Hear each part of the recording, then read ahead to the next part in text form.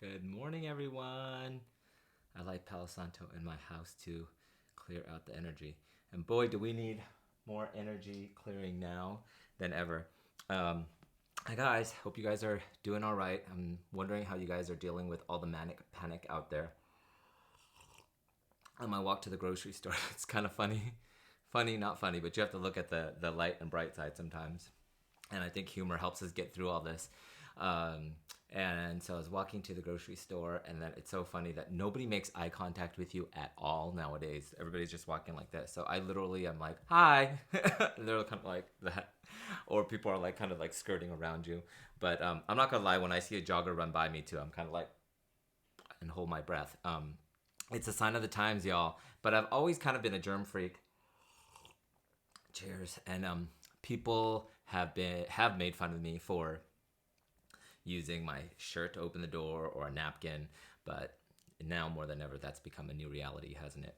So I wanted to talk a little bit about how to clear your mind, body, and spirit today, just because I've been getting a lot of emails and texts from people and friends just saying, "Hey, how you doing?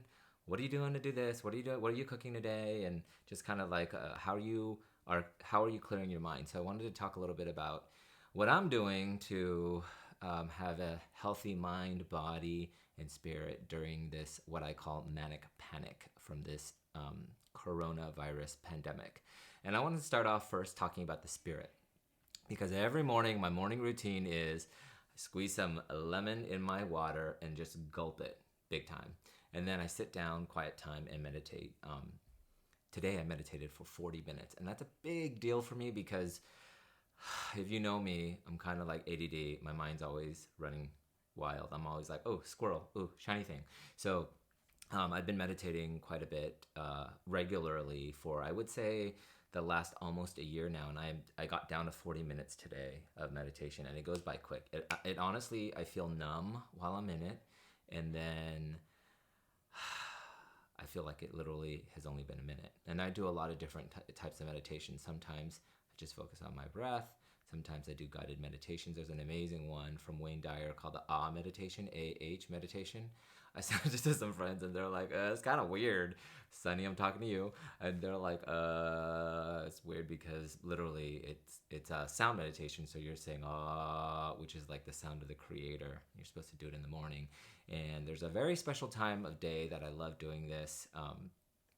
Every morning, just before the sun rises, or as the sun rises, is a place where you are vibrating the most with renewed energy, new creation. It's a new time of day. So every morning, even if I'm busy, I meditate. And so in the morning, what I do is if I'm running out the door, if I'm super busy, 10 deep breaths, literally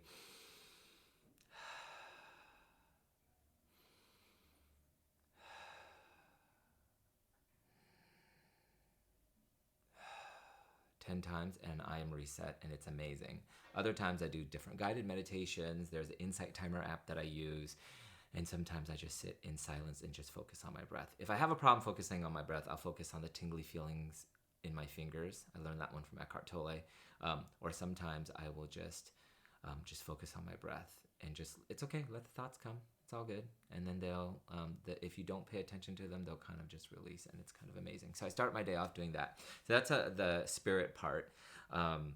And then in terms of my body, moving my body, I'm not going to the gym anymore. I canceled gym membership and class pass.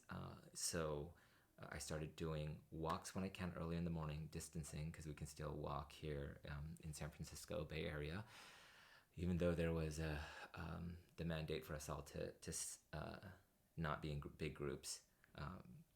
So I do that, and then I came home today and I did this like super simple exercise. I'm not saying that you should do it. I'm just saying that you should move your body the best way you know how. I'm not a doctor, but what I did based on my kind of health and have been working out for about a decade now regularly. So I just did some simple things. I did jumping jacks, 10 of them. I did 10 squats. I did 10 burpees, 10 sit-ups, 10 push-ups, and I did it to I want to dance with somebody. Whitney Houston's. I love that song. I've been playing it a lot lately, and I just did that 10 times for each exercise, and I did it 5 rounds. Speaking about dancing with somebody, if you didn't see yesterday, I started doing this thing where just randomly I'm gonna do Skype, not Skype. I keep saying Skype. It's also old school. I started doing Instagram lives with heroes, or just, I want to say coronavirus heroes, I call them, but basically they're just people spreading positivity and goodness out there. So I'm putting it on www.goinspirego.com. So it's goinspirego.com. So you could go there, get inspired, and then go and try to think about what you could do to kind of elevate this human experience, both for yourself and other people during this really cray time. So yesterday I talked to one of my dear soul sister friends, Celicia Thomas, who is currently, I should say is or was, on the Britney Spears musical, and basically Broadway went dark. She and her friends are out of jobs. So we were just talking about how she's dealing and how we're dealing with this whole situation. And then we had a little dance party yesterday to Whitney Houston's I Want to Dance with Somebody. That was a lot of fun. And then the day before, I talked to this new friend of mine who I found on the Asian Hustle Network. It's a private Facebook group, Asian Hustle Network, for a lot of Asian hustlers, business folk, entrepreneurs, and people that just want to Asian American community. Actually, I think it's global Asian community that just wants to, share tips and business things that they're doing, so that we can support one another. I saw Ashley's post as I was looking for the heroes, and she had said that she was walking home one day. She lives in New York and was on a subway, and an elderly Asian woman was frightened of walking home by herself from the subway because she was afraid of being attacked. Now, I don't know if you guys have been monitoring the news, but there's been a lot of an outbreak of anti-Asian sentiment and attacks around the world. That is not okay. And so she ended up walking this woman home, and what happened after, literally made me cry. So I had a very inspiring chat with her, and we'll continue the dialogue with her, and I shared that also at goinspirego.com.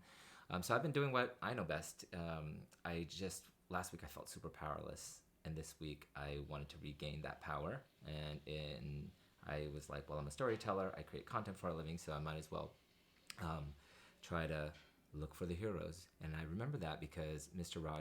Fred Rogers of Mr. Rogers' Neighborhood, always said that in times of despair or whenever there was bad news, his mom's response was, look for the helpers. And he believes, and I believe, that the helpers give you hope. And there's always helpers. There are way more helpers out there than there is, and good news out there than there is bad news. So don't believe in the manic panic. And while the news does give you some facts and figures and such, I would just limit my time kind of soaking in that vibration of craziness.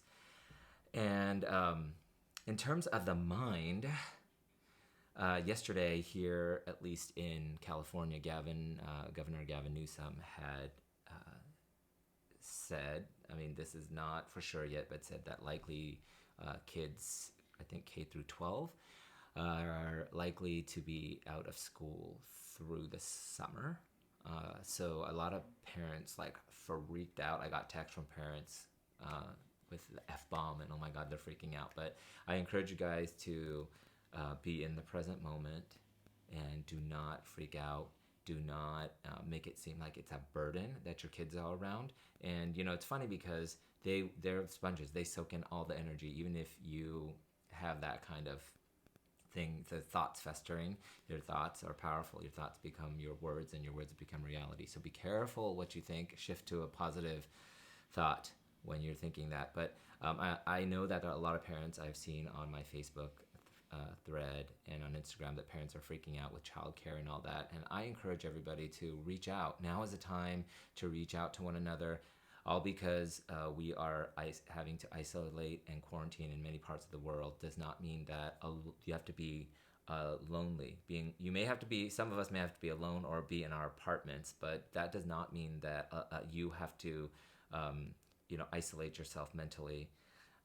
Reach out. Thank God there is focus on the positive there. Thank God we have Facebook and Instagram and FaceTime and Skype and IG Live and all that. So I encourage you guys to stay on that more positive vibration. And it's okay to ask for help.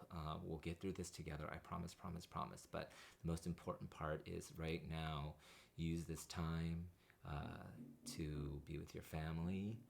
If you're living with them, a lot of parents used to always stress out and tell me, "Oh, I wish I could spend more time with their kids." Be careful what you wish for, because now we're able to do that. We're able to portion out some of your time doing your passion work. I think that's super important. There's been a lot of things on my list. I'm like, oh, I want to read this book. I want to create more content. I want to do more blogs and this, that, and the other. And now it's offering us this time, this quiet time to do that, because the world is pausing right now. Nature is rejuvenating, and focus on the positive. So anyway, those are some things, just thoughts, random thoughts ahead to calm your mind, body, spirit. There's some amazing positive messages out there that I've been getting from people, and I hope to share that with you guys tomorrow. Mwah. We'll get through this together. Promise. Cheers.